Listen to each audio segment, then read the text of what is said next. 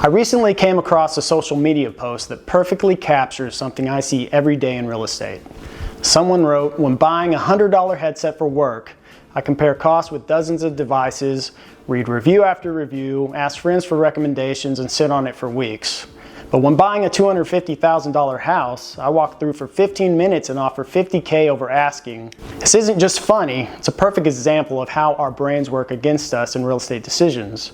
Today I'm going to explain why this happens and give you practical tools to make better decisions when buying or selling a home. Whether you're a first-time buyer or you've been through this process before, understanding the psychology behind real estate decisions can save you thousands of dollars and years of regret. Let's start by understanding why smart, rational people make seemingly irrational decisions when it comes to real estate. First, there's what psychologists call decision fatigue. When the stakes feel overwhelmingly high, our brains actually shut down our analytical thinking and default to emotional decision making. A $250,000 purchase feels so massive that we can't process it the same way we process smaller decisions. Second, there's artificial scarcity and time pressure. In competitive markets like Nashville, agents and sellers create urgency offers due by 5 p.m. tomorrow. That forces you to make huge decisions without proper analysis. Third, there's the sunk cost fallacy in reverse. You've already invested time and emotion in the house hunting process, so when you find something that feels good enough, you're motivated to just get it done rather than to continue the exhausting search. Finally, there's social proof gone wrong.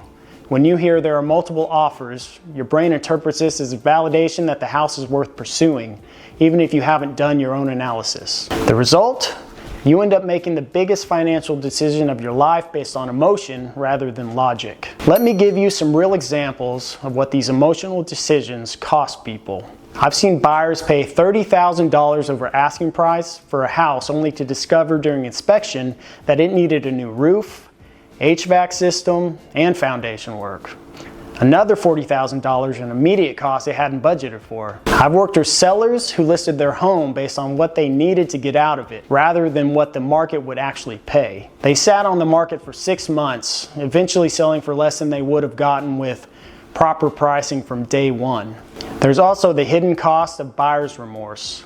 When you make emotional decisions, you're more likely to second guess yourself, leading to stress, relationship strain, and sometimes costly decisions to sell and move again within a few years. The average American moves every 7 years, but I've seen emotionally driven buyers move again within 2 to 3 years because they realize they bought the wrong house for the wrong reasons. Now let's talk about practical tools you can use to avoid these psychological traps. Tool number 1, the 48-hour rule. Never make an offer on the same day you see a house, unless it's truly an emergency situation. Sleep on it.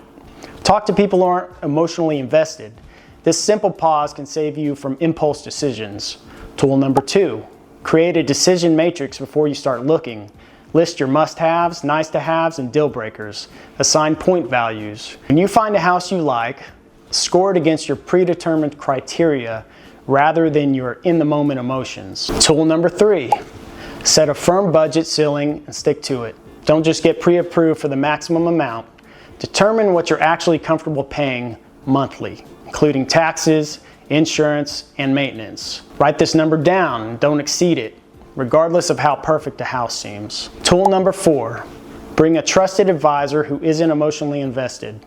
This could be a friend, family member, or experienced agent who can ask the hard questions you're not thinking of when you're caught up in the excitement. Tool number 5, do your homework in advance. Research neighborhoods, school districts, crime statistics, and future development plans before you start looking.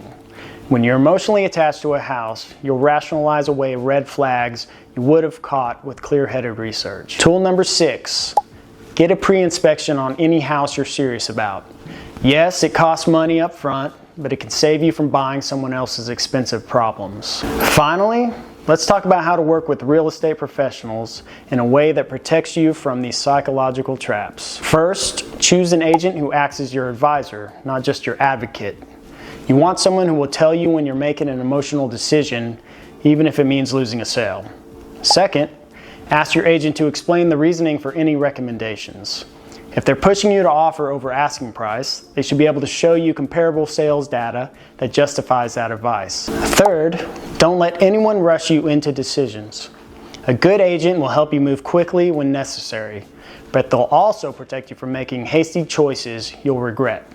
Fourth, work with professionals who understand the local market deeply. In Nashville, for example, there are neighborhood-specific factors that can dramatically affect your decision, from flood zones to development plans to school district changes. The biggest real estate decisions of your life don't have to be the most irrational ones.